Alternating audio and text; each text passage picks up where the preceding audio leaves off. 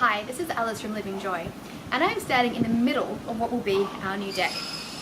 Now, this is a really exciting renovation project because what we've done is kitted out a full permaculture plan for this house, which we're now step by step implementing.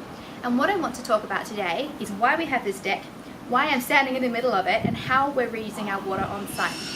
Now, we've got this deck at floor level with the inside of the house so that our living space feels a lot bigger. That means two things. One, we can be outside 9 months of the year in Newcastle, but two, we actually have to build less. So rather than having a bigger internal area, we've got a smaller internal area and a lot of outdoor space, which means we're actually building a lot less overall. This deck is pretty amazing because, as you can see, I'm about 60 centimeters off of the ground.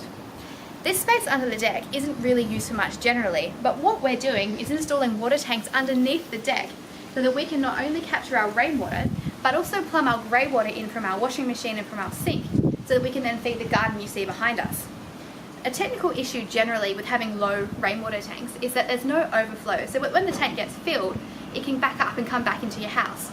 But our clever solution, which isn't that hard to do, is to have a sealed connection with our downpipe, so that when the tank is full with our off water and with our grey water, the water will come up the tank and then overflow at a higher point. That way we've got both full and we've got tanks under the deck in a space which otherwise wouldn't be utilised. And because this block is small, we need to make sure that we're making smart use of all of the space that we've got. Thanks so much for listening. This is Alice from Living Joy.